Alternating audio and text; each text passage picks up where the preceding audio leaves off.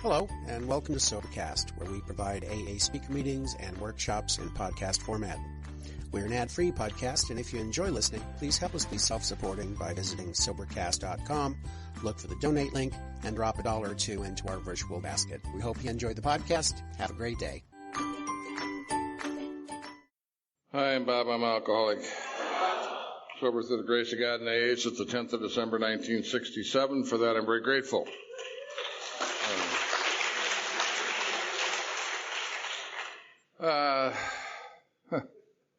Someone said it's really tough following Katie. I don't think I will. I think I'll just join. I love these Woodstocks. There's something that happens, I get stimulated in different ways. If I don't compare myself, I have a tendency, that I have to do it like Katie does it or Peter does it. It is also individual, along with having a primary text, along with having 12 spiritual principles, along with having a very long experience that we have in the program. Each of us brings ourselves to that process. And I'm going to talk today about step 6 and 7. I want to thank Mark and Dawn, who I suspect was heavily involved in the way. This is really a risk.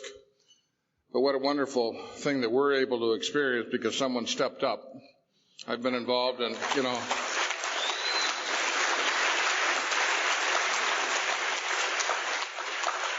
and I don't know why, you always hear a little skinnier gossip about why people thought it wasn't going to work here.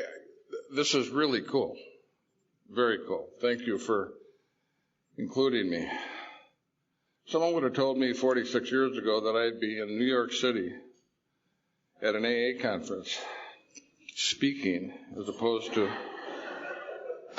I sometimes don't get what a complete privilege and change that it is. My wife and I are thrilled to be here. Yes, we had a great day. Tom and Cheryl, mostly Cheryl, has been a great host. But they allowed Linda and I to have a morning and lunch together, so we had kind of walked down memory lane and did a little shopping and went to her favorite restaurant for lunch, and it was just cool. We had a great dinner Friday night with Tom and Cheryl and Charlie and Katie, so it was cool. And I'm here with people that I love and respect. I feel like I like being with you. I like joining this process. So I'm going to talk about,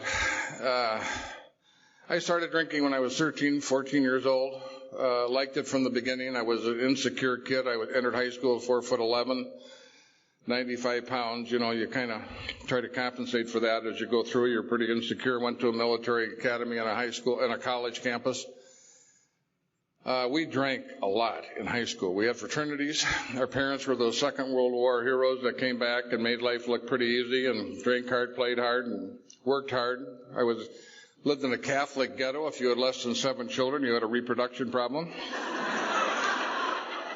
And I just went to a funeral of my next door neighbor, and we were each other's lower companions. We were the sneaky bad boys. And I quit drinking when I was 23 and he 24, and he kept on. He had got Korsakoff syndrome and died 8 days ago. And I went and visited him in the hospice. Brought back a lot of bad memories of what a sneaky little craphead I was, and how we shared that experience. And it was interesting. I drank my brains out as a young guy. Got into a lot of trouble. I was the guy who made the false ID cards. I got into a lot of trouble. I thought my trouble was I was underage. We were copying our parents. I mean, we had cocktail parties and we stole their booze and went out and did it. Had a chance to go away to school. Thought I'd get away from my parents. Thought I'd get away from the cops. Went to school. Thought my life would change. It got worse. I was, my mother sent me to school early, so I was 13 in high school and I was 17, I guess, in college. And I was unprepared for it. I was sophisticated, but I was pathologically immature. So I get down to school, and now I'm the school drunk. I mean, they use my room as a study hall. I started out as an A student. I walk out of the University of Notre Dame, middle of my senior year, in the yearbook with my class ring, walk out, never finish. And I'm due to be commissioned. I lose my commission. The Army lets me out with a diagnosis of alcoholism. I was diagnosed an alcoholic at 19. I thought that was goofy. I just couldn't. I remember going to a library, getting a book on alcoholism, and it was a Freudian-based book that related alcoholism to latent homosexuality. And as much as I couldn't even deal with the one issue, the combination was deadly. It was a little more that I wanted to examine. And I remember I went to the psychiatrist. That was the first question she asked me when I went in her room. Now, I don't know why you'd ask that of me, but that was the first question she had. So I leave school, show up back at home, finish school at a local university. When I finished school, my dad asked me to leave home. He said, "We love you, but we just flat-ass don't know what to do with you." And so I left home, got a job at a liquor store. So have to use your gifts. So it's my last year of drinking. And I'm drinking a fifth, 4 or 5 days a week. Worked as a waiter for 6 months, got in a fight, worked at the liquor store for 6 months, got in trouble, got fired. Worked as a waiter for 6 months. And I'm living not quite on Skid Row, but pretty close. I'm shacked up with people that I live with and worked with. And went to a party one night, got my face kicked in, got fired, and I was tapped. I had no place to go, and I went back to my family and asked if I could move back in the house. They allowed me to move back in the house. They asked me not to drink. I was unable not to drink. I started to fall apart when I quit, so I drank my way through that process. When I moved back in the house, I really tried to change my life. I was as unhappy with being the family jerk as they were unhappy having me be the family jerk. I'm one of 7 kids, number 2 in line. Love my brothers and sisters, love my parents. My dad was my hero. And when I moved back in the house, I got back together with Linda, who I'd gone with for, we can't remember anymore, a year and a half. Broke up with her for almost a year. Called her about once a month like a low-grade headache just so she couldn't get anything else going. And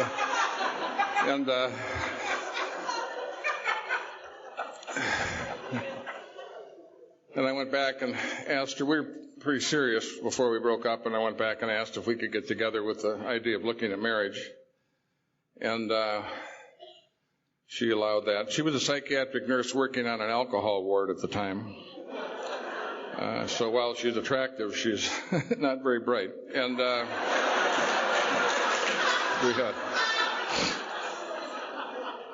why they are attracted to us is such a mystery. God. And she's a 47-year member of al-anon. And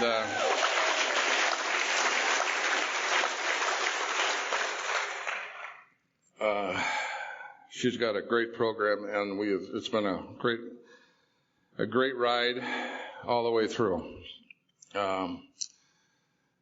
And I got a job as an executive trainee, bought my first car, thought I'm finally going to be a grown-up. All I wanted to do was be everybody who was a grown-up looked like they had it together, only I could not quit drinking. Never occurred to me if I really wanted to quit drinking, I couldn't quit drinking.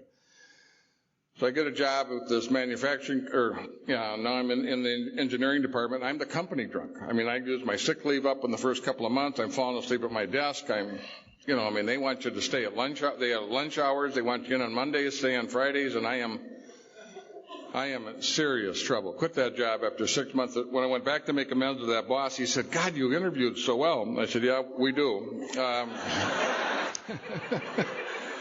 We're looking for an entity that would give rewards for interviewing. And then I took a job as a salesperson. I had the job about 4 months, and a buddy of ours got married. I went out on a 4-day drunk, and I woke up. That was my moment of truth. I had plenty of moments, but I woke up on Thursday, hugging the toilet, doing my morning exercises, looked at myself in the mirror, didn't know if I had a job, didn't know if I had a fiancé, didn't know if I could continue to live at home until I was married. And I called AA. All of a sudden that day, that didn't seem like such an impossible idea, and 2 guys came out and made a 12-step call on me at a cafe. One guy had 6 years, one guy had 6 months. They sat me down in the booth. He said, we're from Alcoholics Anonymous. We had a drinking problem. We found an answer for it. We'd like to share it with you. If it helps you, that's great. If it doesn't help you, don't worry about it. For some reason, talking to guys like you helps us. And they told me their story. Now, I had been in front of every kind of help you could possibly get. Doctors, lawyers, Indians, bishop, priests, nuns, psychologists, proctologists. I have run the whole spectrum of help that any reasonably well-off family could provide. And I'd never been in front of another person who had a drinking problem. In a 45-minute period of time, those two men changed my life. We have many traditions in Alcoholics Anonymous. The most important is that we share our experience, strength, and hope, not our belief, not our philosophy, not our doctrine. Those men changed my life by sharing their drinking history with me. That night I went to my first meeting of Alcoholics Anonymous. I met my sponsor at my first meeting. And I drank twice after coming in AA, once on a business trip after 30 days of sobriety. I didn't go to AA. I was in Santa Monica. I mean, of all the places I could have, I went back, I drank, came back, got 3 months sobriety, and drank on our honeymoon. Had my last drink on the airplane on the way back in December of 1967. My sponsor's name was Warren McGinley. He passed away three years ago. And he was my sponsor for 43 years. We had 100 years of sobriety between us. He was the 12-step champion of the Uptown group of Alcoholics Anonymous. He did more 12-step work. He was a mailman. He was a powerful, ordinary man who probably changed the course of 200 people's lives in his AA career. And his wife was Linda's sponsor, and we were privileged to be part of that. Right now, my sponsor is a guy by the name of Dick M. in Omaha, Nebraska, or Bellevue, Nebraska. My sponsor sat me down in a chair and said, alcoholism is a disease, physical, mental, and spiritual. Once you cross the line from problem drinking into alcoholism, your alcoholism affects you all the time when you're drinking and when you're not drinking. The idea that my alcoholism could affect me when I was not drinking was a very new idea. I had never, in all the help I got, I had never had anybody give me the idea that my alcoholism was active when I was not drinking. I pretty much just heard I had a drinking problem. He said, what we do in Alcoholics Anonymous, once we take our last drink or drug, is we use the 12 steps to change, to find a different way to live than the way we live before, so we don't have to go back to drugs or booze to do something for us that we're unwilling or unable to do for ourselves. If you don't change, you will not stay. He said, have you ever quit? I said, yeah. He said, did it work? I said, no. He said, it didn't work for me either. There's a difference between sobriety and abstinence, and that's the program. And that's what we do in alcohol. That was like the Gettysburg Address of Alcoholics Anonymous. And I got to be his wingman. I got to go on those 12-step calls. I got very, very active in Alcoholics Anonymous. When I came in Alcoholics Anonymous, I had a wall built up around me so you couldn't see what I didn't want you to see, what was going on in my life. Thinking went on, you like me, but you only like what I let you see about me. If you could see everything about me, you'd hate me. I hate me. Who knows more what a lousy, crummy, insufficient person I am than me. I'm walking around comparing my insides with your outsides. At some point in time, I got sick enough or afraid enough or tired enough or hurt enough that I started to tear that wall down, and I said, hey, come and get me. I don't care who you are, where you come from. Just come and get me and help me not be who I am anymore. I can't stand me 5 more minutes. For the first time in my life, I started to tear the wall down. Started when I called AA, continued when I joined Alcoholics Anonymous, and culminated when I did my 5th step and I made a discovery. Tore the wall all the way down. I'm not unique. My personality may be unique, but not my illness, not my behavior, not my feelings, not my experience. And I started to have a sense of hope that what worked for you could work for me. Big change. Most of us, Clancy has about a half a dozen things that I think are unique to him. He talks about, the disease perception, but my case is different. And each of us walks in here with a profound sense of uniqueness. If that doesn't get reduced, you look for the differences rather than the similarity.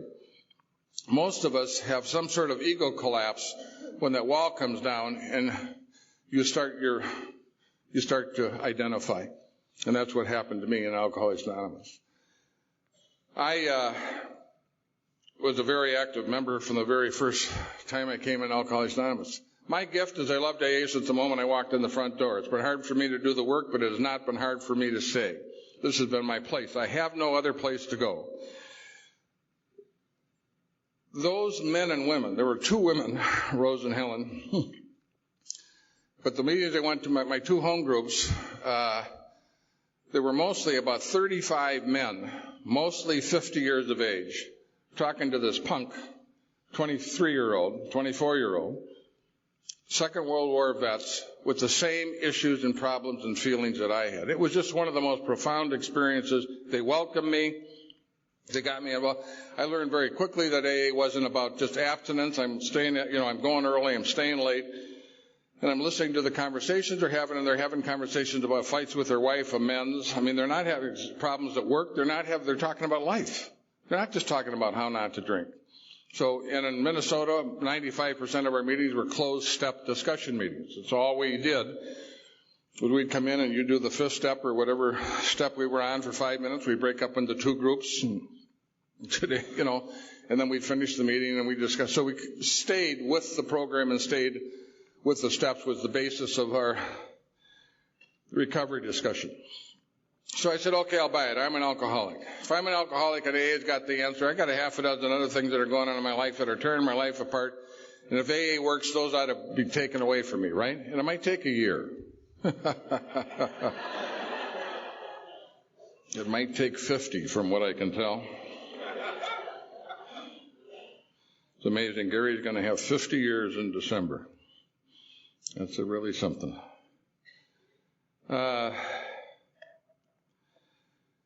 So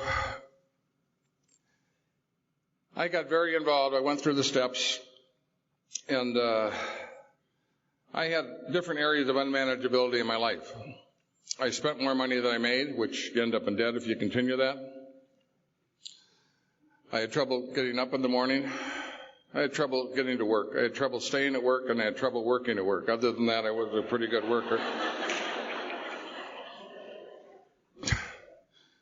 We started to have children. As my children got older, I was loud, impatient, angry, and sometimes violent with my children. Had a gambling problem. More of a hobby. 4 or 5 hours a day, 4 or 5 days a week. It wasn't a big deal. And I'm making $5,000 a year playing backgammon, and it's kind of like a second job. I've always kind of supported myself by gambling. It was just, I did it all the way through college, and now I'm doing it in sobriety. I had every one of those problems when I did my 1st, 4th, and 5th step, and none of those issues made my 1st, 4th, and 5th step. My 1st, 4th, and 5th step was a recitation of the worst things that I had done, the guilty things, the things that separated me, that made me different. I did not get to the causes and conditions. I did the best job I did. I wouldn't go back and redo it. I had a chance. I've since taken 15 or 16 or 20 4th and 5th steps. But my 1st, 4th, and 5th step did not get to the causes and conditions. I didn't have a very good sense of my defects of character during my 1st year of sobriety. During my 2nd year is kind of where I got them handed to me. One by one, the issues that the gambling, the money spending, the angry, the pornography, the poor husbanding, the work issues, one by one, those started to come and land on my plate. And one by one, I started to take them on and I tried to deal with them. And I had, what I thought recovery was? I thought recovery was the absence of problems. Now, I'm kind of an idealist, but I did. I thought if you had a good program, you didn't have any problems. Now, I'm at my sponsor's house 2 or 3 days a week. He's a very human guy. It isn't like I don't know, but there was some reason that I'm harder on myself than I am on others. I so admired and loved these guys and gals that I was in the group with. I didn't see their issues like I saw my issues. I saw mine from the inside. And one by one, I'm taking these things on, and it's kind of like, you get me sober, I'll learn how to be a husband. You get me sober, I'll learn how to work. You get me sober, I'll do this, I'll do that. And one by one, I get taking these things on, and I'm making very little progress. I'm on the down escalator going up.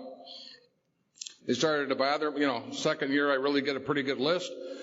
3rd and 4th year, they start to bother me. 5th and 6th year, they're eating my lunch, and I'm 7 years sober. My pants are on fire, and I'm in trouble.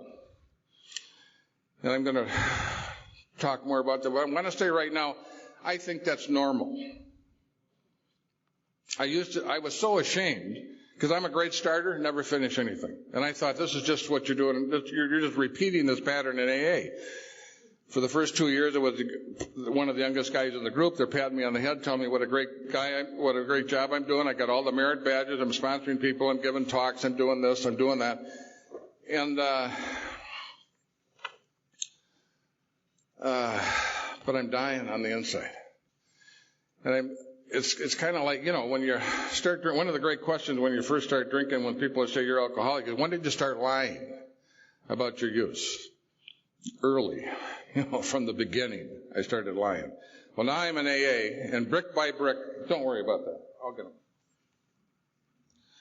So now I'm in AA, sober, going to 7 meetings a week, sponsoring guys, giving talks.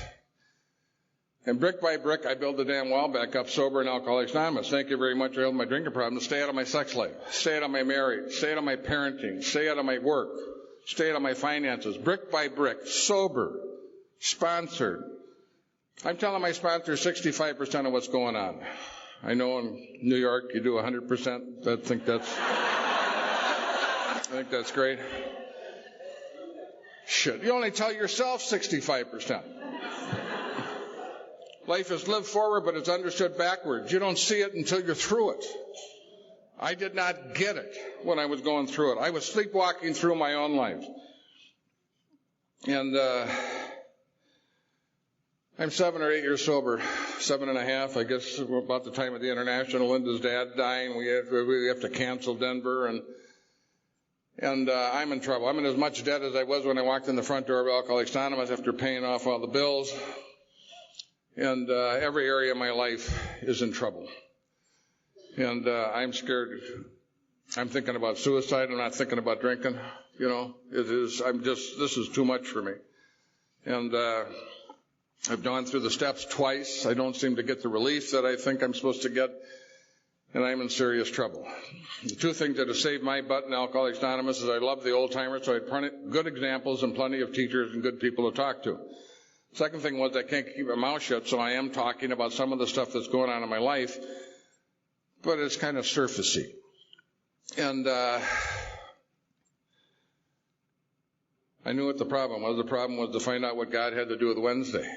I'm busting my ass trying to get my life straightened out, and my life's not straightened out. And the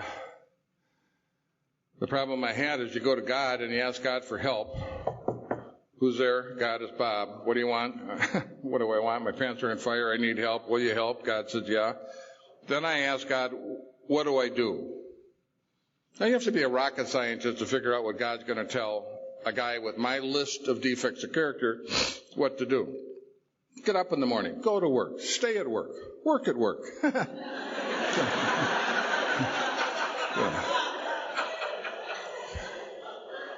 I know you don't have that problem in New York, but it's kind of a Midwest thing. Get on a budget. I think that's an al-anon word. It's not in the book. It's a tough word. Be kind and loving to your wife. Be gentle with your children. And stop gambling. I'm going to say, hell, if I knew how to do all those things, I wouldn't need God. What the hell you think I've been, trying to do for the last 7 years, 8 years? And I was stuck in that place for almost 2 years. So what's the use of going to develop a relationship with your higher power if you can't fulfill the conditions of the relationship? As soon as I clean my act up, as soon as I start making some significant progress on what's going on, that's when I'm going to deepen my relationship with the God of my understanding. But until then, I just don't see the efficacy of doing that. I'm stuck. Out of fear, I went back to the steps for the third time. Powerless and unmanageable? Hell yes. What I discovered is I lost the second step. I believed it for us, but not for me, because I'm 8 years sober and I'm in trouble. And I had it, when you're in pain, you start to do more work. I started to see people with bigger problems than I had, with smiles on their faces, walking through the walls that I was trying to avoid, and I came to believe again that God would restore Bob to sanity. Took the third step, on my knees with my sponsor. Did a fourth step, best fourth step I've ever taken. Did a fifth step with my sponsor. First two I did with clergy. This one I said, be careful. When I'm done, I'm going to do whatever you recommend. I said, I feel like I'm dying of thirst lying next to a lake. I am so goddamn tired of the problems I'm having. If you came to my house with my problems, I could tell you what to do. I just can't or won't do it. And I am burnt out on can't and won't. Did the fifth step. One of the things he wanted me to do was go to a psychologist. You got a lot of issues about work, money, failure, and success. I want you to go to a psychologist. I want you to have conversations about that. I want you to bring those conversations back to me, and we will sort them out in the AA manner. And I did that. Psychologist wanted my wife involved. I did not want my wife involved. God, the conversation's always different when your spouse is in the room. I mean, it just... The data there's just a different data bank available when your spouse is in the room. And then he wanted our kids involved, and I was ashamed of how I was with the kids, and I did not want to, but we did. We went through it.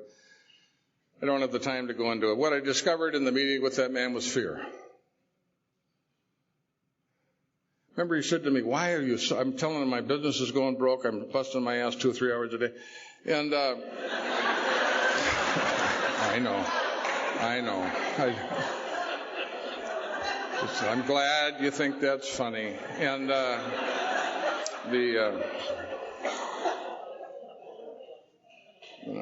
he said, why are you so afraid of failing? I wanted to punch him.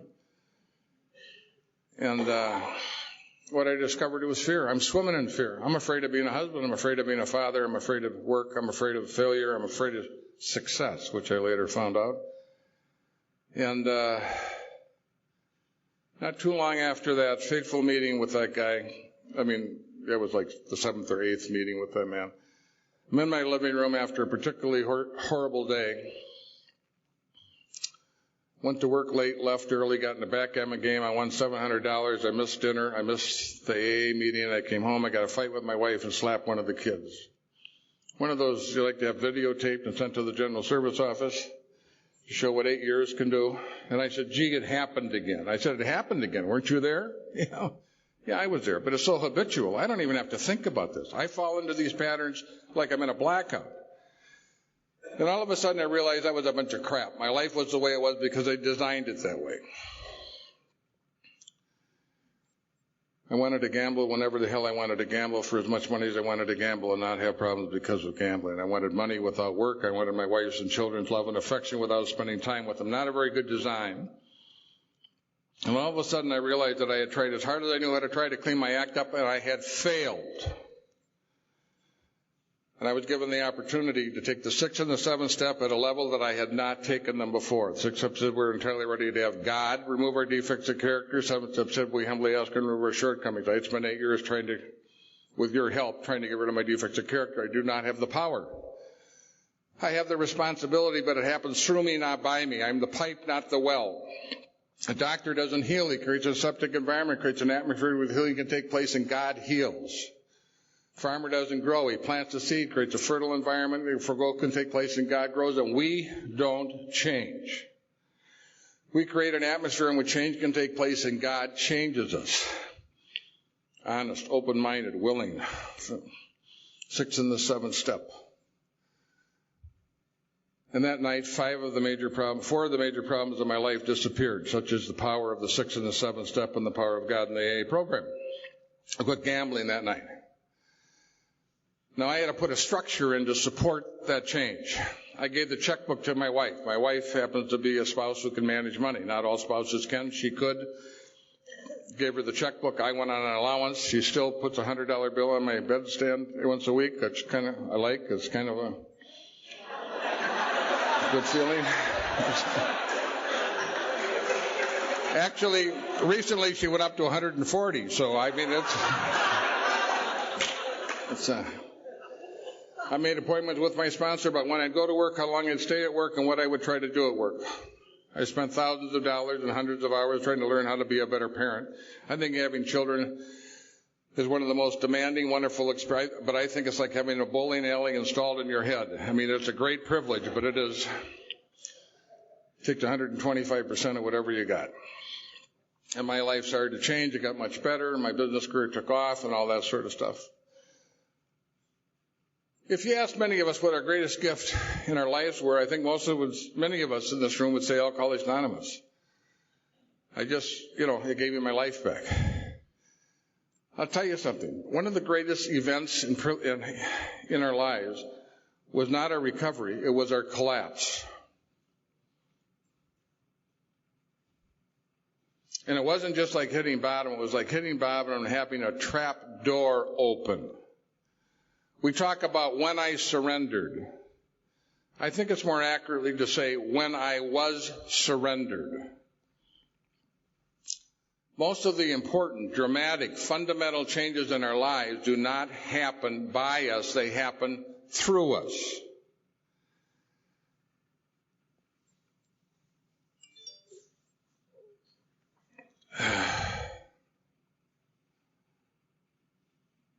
I'm a Catholic. I've been going to parochial school. I've always had a pretty good sense of values and ethics. I've always wanted to be a pretty good man. Tried like hell with varied success. Many of us come up here and we talk about the problems we had in sobriety. You never used to hear that talk. When I came in Alcoholics Anonymous, the talks were a drunk-a-lug. Talks started with the first drink, ended with their last drink, and they spent 5 minutes at the end of the talk talking about wives, kids, and jobs. Included in those wonderful talks was recovery if you could hear the music. These were powerful men and women, and you knew that something very dramatic happened to them to alter their lives. Chamberlain probably almost single-handedly started to change the communication in Alcoholics Anonymous and started to talk more about recovery, the program, and the steps. Cecil, MacCheater, other people did that, but almost single-handedly, Chuck changed the oral communication in Alcoholics Anonymous. Today, because we have so much sobriety, because we have people coming in early, people are out in the audience saying, then what? You got sober, then what? So today, in our communications, as you hear from this weekend, we talk a little bit more about life and sobriety.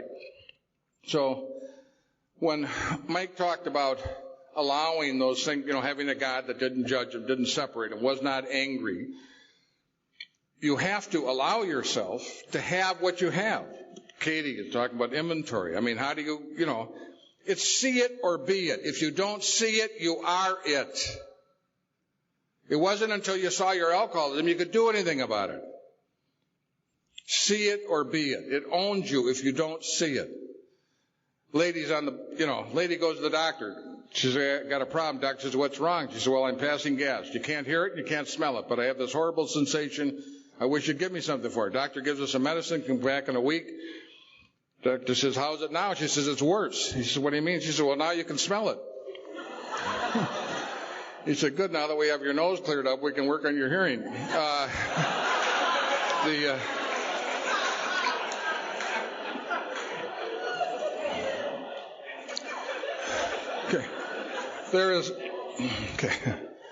I promise you the people around us have been smelling and hearing it for a long, long time.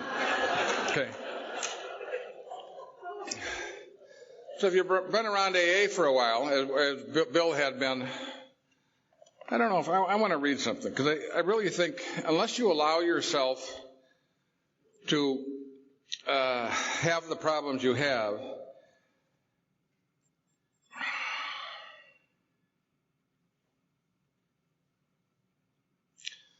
in 1951, a guy by the name of Mel Barker wrote a letter to Bill Wilson. And so this is a guy with 2 years of sobriety writing Bill Wilson, asking him about his spiritual experience and wondering about how his life's going. And Bill,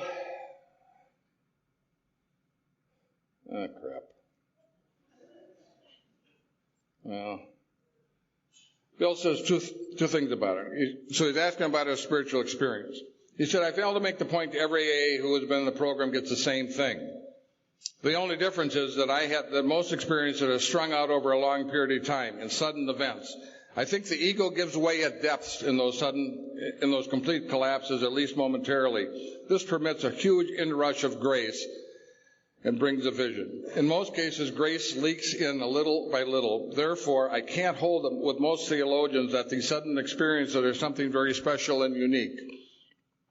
If you were to take the sum of your own transformation since you have been in AA and condense the whole business into 6 minutes, you too would see the stars and more. He goes on to say later that he'd just been into about an 8-year depression. that he doesn't believe that, he said, even at my worst, he said, on further point, with me, the original experience was so prodigious that the preview of destiny was so intense, I have never had any difficulty with doubts since that time. At my worst, and that has been oftenly damn bad, I sense the presence of God, and he has never deserted me. Long ago, I became a pupil of AA. All around me, people were doing better with themselves in a spiritual sense than I ever could. This is Bill Wilson talking to a guy with 2 years of sobriety. In my role as Mr. AA, I have been enabled to manage fairly well. But as one neurotic drunk trying to get along and grow, I often have been pathetically rebellious. Practically all the sins I didn't have time for when I was drinking, I've fallen for since in the last 12 years. Despite all my blessings and opportunities, I spent 8 years in depression, sometimes very severe ones. And he goes on to talk about how the advantage, what he did is he got off the road and he was able to write the 12 and 12 and design the general service structure. So he said maybe it wasn't all that bad. He goes on to talk about how Dr. Bob was more grounded spiritually than he was. And he just kind of ends it and says, this is my report. This is the founder of Alcoholics Anonymous talking to a new guy, writing him a letter. We talk about Bill's ego. I think Bill had a level of humility that was astounding. Every time the Fellowship of Alcoholics Anonymous asked something of him, he said yes, every time. So first of all, in my life, I have to allow myself the truth that I have failed. I have to allow myself. So we know we're powerless over our disease, but do we know we're powerless over our lives? Do we know that you come in here and you've got a 6-foot ball of dirt that you've dragged through the junkyard of life, and you show up in AA with this thing, and then they start power washing it and reducing it, and you find out somewhere in the middle of there's something that looks pretty sexy, and it's this beautiful thing, and it's got jewels on it and everything like that, and you find out it looks like a lamp. 2 years later, you get a cord. A year after that, you plug it in. A little while later, someone gets you a bulb.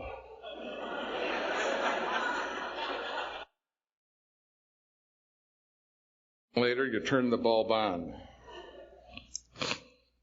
Quite a bit later, you find out it's a 3-way bulb. Now, would you diminish the lamp for not having power? Like we diminish ourselves for lack of power? We're designed not to have the power. We're designed to be in relationship with the power greater than ourselves. That's our design. We are not designed to know. We are designed to be in contact with our source. At our core, we are God. We aren't everything God is, but everything we are is God. The powerfulness of the program. So we've talked about, Carl so aptly talked about our powerlessness. And then Mike talked about forgiveness and his experience with inventory. And Peter talked about that powerful decision. And today we just go, the word decision doesn't seem to have the power that it seemed to have. If you want to come over to the house and tell your story or make a decision. I mean, it was a big deal. It was not a small deal. Today I think that word doesn't quite have the depth that it used to have. And then Katie so wonderfully went through the inventory process. So we've had our collapse. And in the collapse, what happens in the collapse? The ego gets ground to dust. When the ego is down, there's an opening. So Katie talked about being broken, or Peter or someone. But we're broken open. That's where the light comes in. Who's that singer that talks about when you're broken, that's where the light comes in? Yeah, you have to, Cohen. You have to, all of us have to be broken. Otherwise, we're eggs. There is no entry point. We are designed to be broken open. We have to die to get the message. In that place, we're united. In that place, we're like one. Okay? You're sitting in an AA meeting. You're sitting in this room. You're listening to the speakers talk. And all of a sudden, something someone says is powerful and it's meant just for you. And your soul goes, oh yeah. It doesn't go, isn't that interesting? I think I'll write that down. Oh, I like that. Isn't that cute? It just goes, oh yeah. Who's doing the oh yeah? You're nowhere. You don't think it's true. You know it's so. You just know. And we regularly in meetings and regularly with our sponsors and regularly when we read the book. Why is the book so powerful? The most dynamic spiritual books in the world, when you read them, you have an experience. You don't get information. If you're really present when you're reading it, you have an experience when you read it, and it alters you in the reading. I have two biggest obstacles in living my life as well as I would like to live it. One of them is that I'm afraid of God. If I really turn my will and my life over to the care of God, in the old days it was kind of like being a missionary and sent to China. If I open the whole deal up. But if the process of finding God is the process of coming home, if the process of finding God is becoming who you have always been, it is removing what is in the way. The process of finding God is not a process of addition, it's a process of subtraction. And what you discover is what's always been there. Your instrument. It used to be under the piano, still in the box with the damn ribbon on top. We never got to open the box up and find out what instrument you were supposed to play in the orchestra of life. But once you start to have a spiritual experience, once you start to live in the world of the Spirit, it's an entirely different world. You can make it as complicated as you want to make it, or you can make it as simple as you want to make it. Today I have a choice. It's the choice Chamberlain talked about. I can lead a self-centered life and suffer the consequences, or I can lead a God-centered life and suffer the consequences. It's a choice I always have. Spirit or intellect. Spirit or ego. There's two rooms, intellect and ego. In that room, I've got a 16-year-old running my life. I'm fairly smart. I can figure it out. I can tell you what to do. I can pass the test. But I have no power. In that room, I am conditioned to make the same mistakes over and over and over again. And that mistake, my intellect, not bad. As soon as I start to get an emotional content over 5, my IQ goes down 50 points. So my emotions dominate my intellect. The only thing that orders my emotions is spirit. So if I'm going to find we talk about these profound things in very simple ways. You're going to live your life at the level of the problem, or live your life at the level of the solution. That's profound. You're going to live one day at a time. You're going to do the next right thing. You're going to do what God would have you do. And Bill talks about the 6 and the 7 step humility. Why is that so essential? Because when you have a lack of humility, what you have is ego. When you have a lack of humility, what you rely on is your intellect. Relying on your intellect and ego is like bringing a knife to a gunfight. It's helpful. It's insightful. You can have the words, but you do not have the power. You have to plug the lamp in, turn it on. That happens in the room where we're God-centered. Why? One of the reasons is in the room where I'm program-centered, I am not as important. It is not as important. There is rubber on the tire in that room. There is no rubber on the tire in the room with ego and intellect. That's circumstance-based. So the new guy or new gal, when you're talking to them, you come up and you make the mistake of saying, "How are you?" Okay. What you often get is the dump. Okay? It's the word by word, blow by blow description of the fight with the wife or spouse. It's the word by word, blow by blow problem with the IRS, with work, or whatever the hell's going on. In the God-centered room, that same person, a number of months later, when you ask them how they are, same circumstances. I'm okay. I blew it a little bit. I think I'm okay. I was a little nuts yesterday, but I think I'm back on track. It's an entirely different conversation. It has nothing to do with the particulars of the problem. It has to do with their response to the problem. It has to do with what they're supposed to be doing. It's a different world. It's just not a little different. It's totally different. So today, I've gone broke once, 1.5 times in Alcoholics Anonymous. I've had periods of time where I've been nuts. I had a period for 2 days last week where I was in not very fit spiritual condition. It doesn't happen to me very often, and it doesn't happen to me very long. And what I have to do, and my temptation is to dive into it. My temptation, when I'm hooked, that's the only conversation I'm going to have. I'm literally obsessed with that conversation. It's painted on my eyeball. When it's painted on your eyeball, it's your reality. When you have a program and you're God-centered, it's here. You can go, oh my God, I haven't been that nuts in a while. And then you can get in the God-centered room. Do you understand that you could enter that room in an instant? And that's our choice all the time. When you listen to us talk, most of us who are talkers, the issue is we keep bringing up, to a significant extent, we're neurotics. And we keep talking about problems that we have resolved.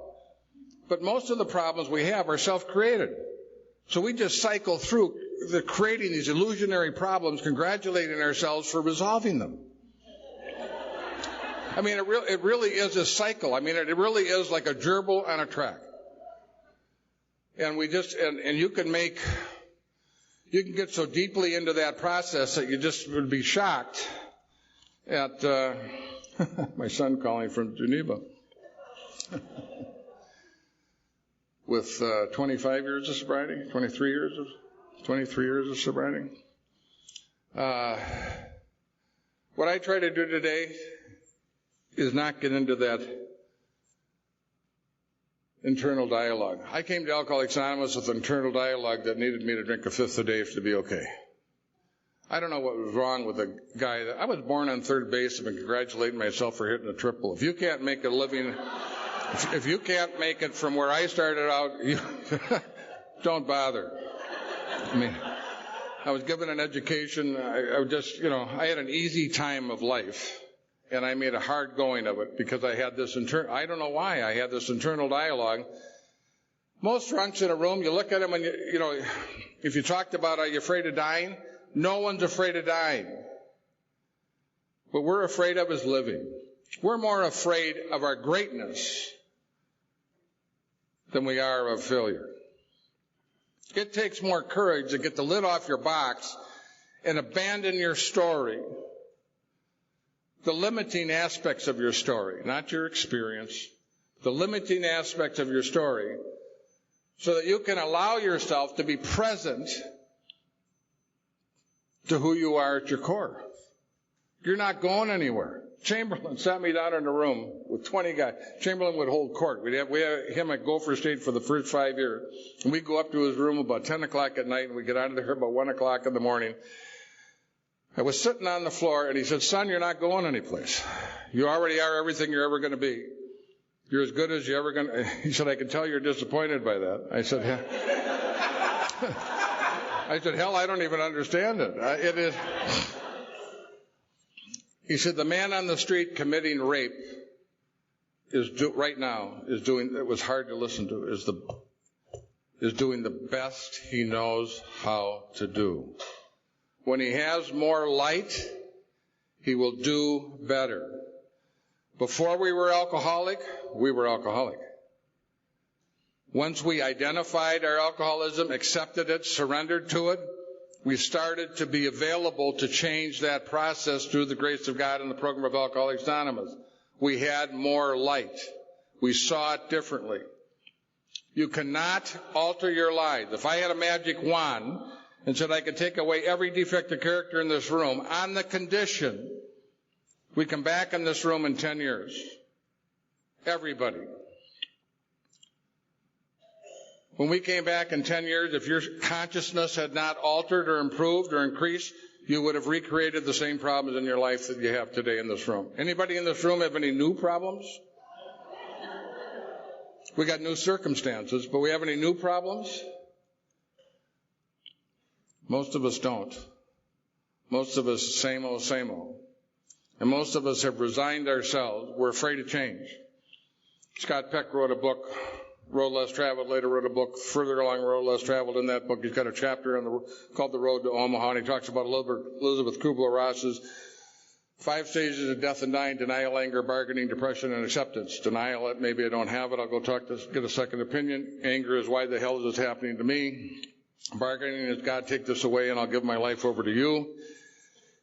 And then they talk about the depression, not necessarily talking about the clinical depression, but the appropriate depression due to the circumstances that you're in. And then she says, but if you allow depression to do its work, which is to grind the ego to dust, you go through depression into acceptance. Now, most of us have had that experience in our collapse, in our entry into Alcoholics Anonymous. Then she says, most people who are dying do not go through the 5 stages. They go through denial, anger, and bargaining. But when they get to the depression, this pain's so great, they back up and go and recycle through denial, anger, and bargaining and never get through depression to accept it. And interestingly enough, he says, this is the same process we go through in the major problems in our life. Most of us are scared witless about change. I never understood how afraid I was to change. When I came into AA for the first 6 or 7 years, with the issues and defects of character and problems I had, I tried and failed, and I still grew. But there comes a time where you change or you go. It's like the age of reason. At that point in time, the path diverges. You either get deeper into the program and deepen your relationship with the steps and deepen your relationship with your God and increase your consciousness, or you build an addition onto your house to accommodate the problem. Chasers hang out with the chasers, gamblers hang out with the gamblers. I won't call you on your crap, you don't call me on mine. Deal? Bad deal. Bad deal. Was it Peter talking about us being a flawed group? We're the elite of the mentally ill. You know.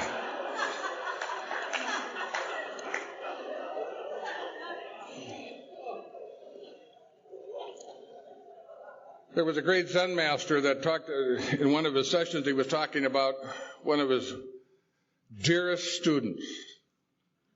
And I won't be able to quote this exactly, but what he said to his student, he says, I love you. You are the worst horse we have here. He said, you know, the best horse, before you ever even want to go left, the horse anticipates what you want him to do and he goes left. A good horse goes left when he sees the shadow of the whip. But he says the worst horse, you have to take the whip to the bone before the horse goes left. But with the old-timers that we see in Alcoholics Anonymous, they've had the whip to the bone.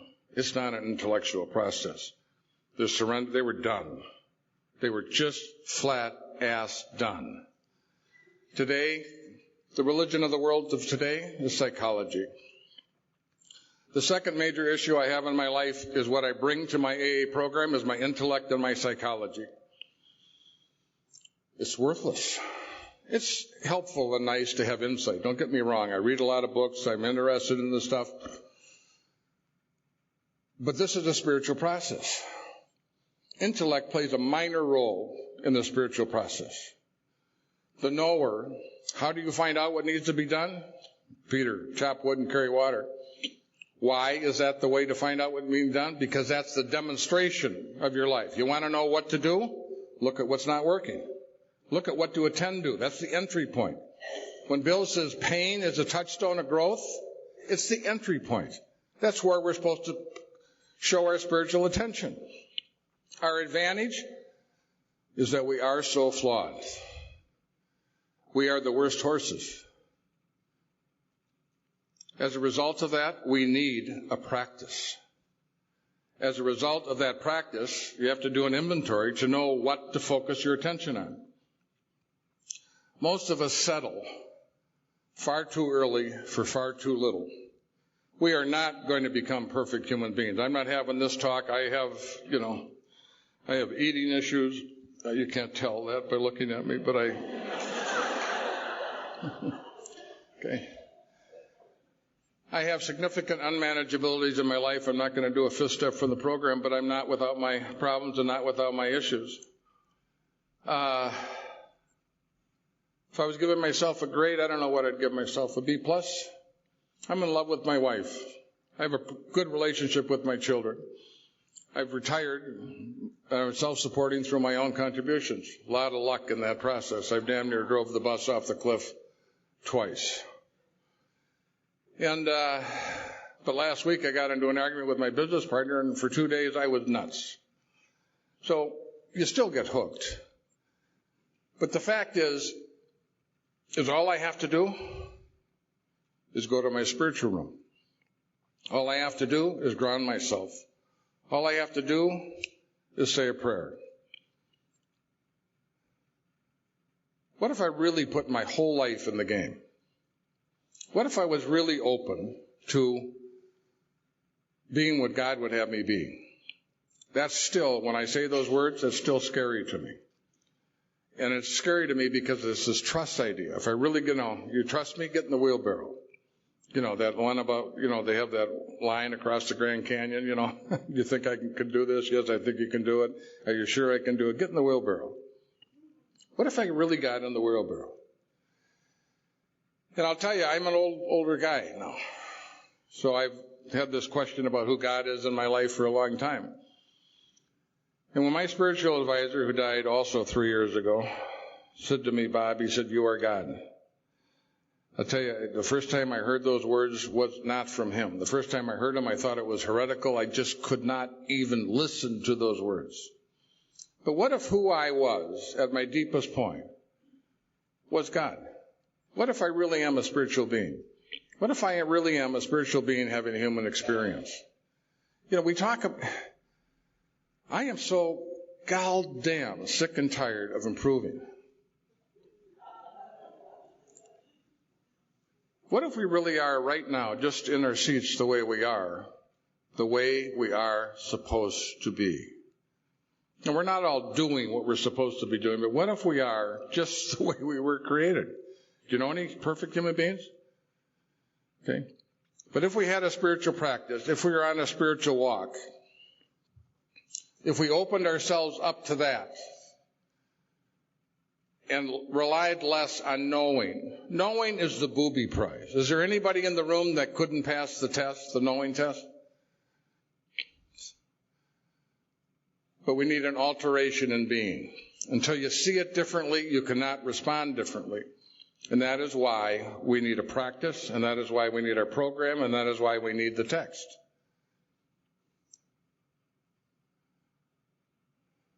There's nothing missing. There's nothing that needs to be added. For most of us, there's things that we need to discard, as Chamberlain talked about. Uncover, discover, discard. And in that, your consciousness is open. Having had a spiritual awakening, what's the difference in life today? I'm more awake. I don't strike children. I don't spend money I don't have. I'm not as angry as I used to be in my life. That's an altar. Do I do that as a practice? No, it's happened to me as a result of my participation in Alcoholics Anonymous and of my participation in the steps. We're not going to be perfect. We're not going to get rid of all our defects of character. The first 2 or 3 years in Alcoholics Anonymous, we spend our attention mostly on the consequences of our drinking. And we do an extraordinary job. Those are some of the most difficult circumstances and difficult issues that we deal with over a period of time, and it is just astounding to watch how people take those on with the grace of God, sponsorship, and the program. But the more subtle things that restrict us, when Katie talked about how many people are married, how many people are married, the things that restrict us from marriage, from permanent relationship, that restrict us from careers rather than jobs, that restrict us from the relationship. Most of us, at our worst, we had to take hostages. We had to find people who would put up with our crap. We had a little clique that, and they were the people we could have the conversations with. As our lives start to broaden, you run into what doesn't work. And all we need to do is put it on the table. Most of us take our defects of character and live them at the level of complaint. They are not a piece of business. And if we could elevate them from complaint to a piece of business, if we could allow ourselves to have them, if we could bring them into the healing powers of God and the healing powers of the program, and not be afraid that if I really open myself up to what God would have me do, there is no limit. And you will find, as whatever that great poet said, when you end the journey, that you will be where you started. Thank you very much.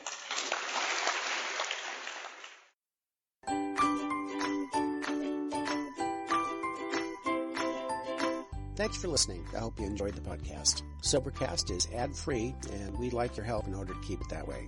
So if you'd like to help us be self-supporting by pledging $1 to a month, visit Sobercast.com and look for the donate links. Thank you very much.